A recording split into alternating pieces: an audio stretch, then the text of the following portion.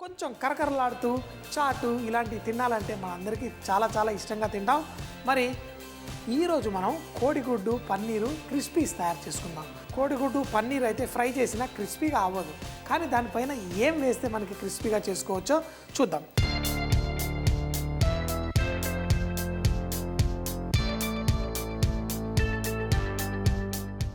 కోడిగుడ్డు బాయిల్ అయిన తర్వాత దాన్ని కొంచెం అంత మిరియాలు వేసామనుకోండి భలే టేస్ట్ వచ్చేస్తుంది. కానీ ఒకటే గుడ్డు ఉంది కాబట్టి నేను కొంచెం నోరు మూసుకొని పని చేసుకుంటాను. ఎందుకంటే గుడ్డు కొంచెం ఉప్పు పడిందంటే సగం నోట్లోకి వెళ్ళిపోతుంది. సో ఈరోజు నోట్లో వెళ్ళకుండా మనం చేసుకుందాం. ఇలా గుడ్డుని చిదిమేశాను. చిదిమిన తర్వాత పన్నీర్ కూడా తీసుకొని పన్నీర్ని కూడా దీంట్లో చిదిమేద్దాం.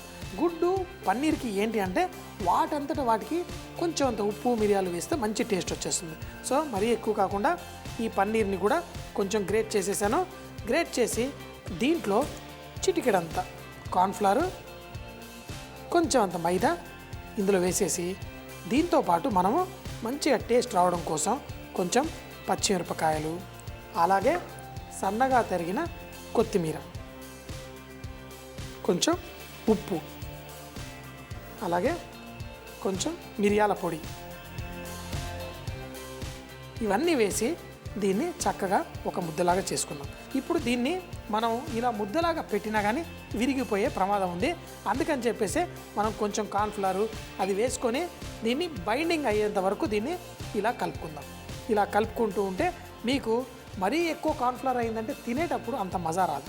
కాబట్టి ఎంత కావాలో అంత మాత్రమే వేసేసుకొని దీన్ని చిట్టి చిట్టి ప్యాటీస్ లాగా తయారు చేసుకుందాం ఇలా. కానీ మిరియాల పొడి మర్చిపోవద్దు, ఇది మంచి టేస్ట్ ఇస్తుంది మనకి. కొంచెం ఫ్రెష్గా దంచిన మిరియాల పొడి అయితే మరింత టేస్ట్ ఉంటుంది.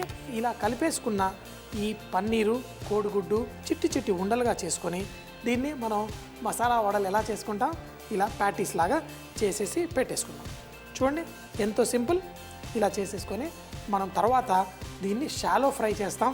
అది కూడా క్రిస్పీగా వస్తుంది, ఎందుకంటే దీనిపైన మనం ఒక కోటింగ్ కూడా ఇవ్వబోతున్నాం. దీన్ని చక్కగా ఇలా ప్యాటీస్ లాగా చేసుకుందాం.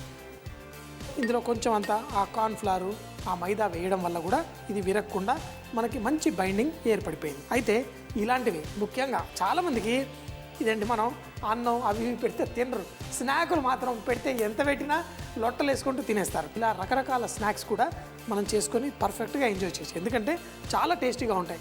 మరి ఇంటికి వచ్చినప్పుడు కష్టపడి పొద్దు నుంచి బయట పని చేసుకొని వచ్చిన వాళ్ళకి, లేకపోతే అది స్కూల్లో చదువుకోనైనా కష్టపడి ఇంటికే వస్తారు కదా, ఆ వచ్చిన వాళ్ళకి కొంచెం ఇలా పెడితే వాళ్ళకి మరీ, ఎందుకంటే ఎంతోసేపు బయట తిరిగి అలసిపోయి వచ్చేస్తారు, లేకపోతే స్కూల్లో బాగా చదివి అది ఇది అలసిపోయి వస్తారు.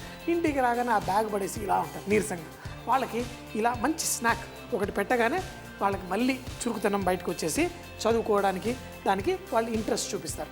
సో ఇప్పుడు ఈ చిన్న చిన్నగా చేసుకున్న వాటిని ఎట్లా టేస్టీగా చేయాలో చూద్దాం.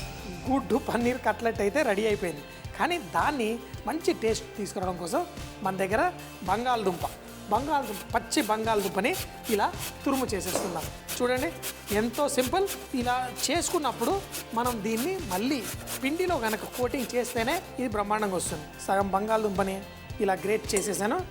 చేసిన తర్వాత దీంట్లో మనం ఇమీడియట్గా కొంచెం బ్రెడ్ క్రమ్ వేసుకుందాం, అలాగే మైదా పిండి కూడా వేసుకుందాం.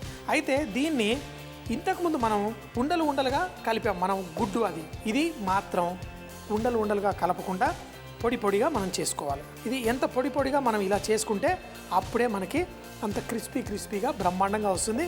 ఇలా కొంచెంగా పొడి పొడిగా చేసుకొని ఇప్పుడు మనం ముందుగా చేసుకున్న దీన్ని కోటింగ్ ఇచ్చుకోవాలి. కానీ మర్చిపోవద్దు, కొంచెం అంత ఉప్పు, కొంచెం అంత చాట్ మసాలా కూడా మనం ఇందులో వేసేసుకొని దీన్ని మనం కోటింగ్ చేసుకుంటే మనకి మనం తినే ఈ కట్లెట్లు బ్రహ్మాండంగా ఉంటాయి. ఇప్పుడు బంగాళదుంప తురుముని మనం దీనిపైన వేసి ఇలా తిప్పేసి మరో పక్కన కూడా ఇలా తురుము మనం ఈ గ్రేట్ చేసుకున్న ఈ బంగాళదుంపని మనం చక్కగా ఇలా పెట్టి ప్రెస్ చేసేసుకుందాం. చూడండి ఎంతో సింపుల్గా మన కోడిగుడ్డు పన్నీరు క్రిస్పీస్ రెడీ. చాలా సింపుల్గా రెడీ అయిపోయింది. మీరు ఇలాంటి అన్నీ ఇంట్లో ట్రై చేయాలి. మరి ఏదో నేను షోలో ఇక్కడ చూపించడము, మీరు అది వినడము, తర్వాత రాసుకోవడము, కానీ ట్రై చేయకపోతే ఏం బాగుంటుంది? సో ఇప్పుడు చూడండి మన ఈ కట్లెట్లు రెడీ అయిపోతున్నాయి. ఇప్పుడు వీటిని కనుక మనం ఫ్రై చేసుకుంటే భలే బ్రహ్మాండంగా క్రిస్పీగా వచ్చేస్తాయి.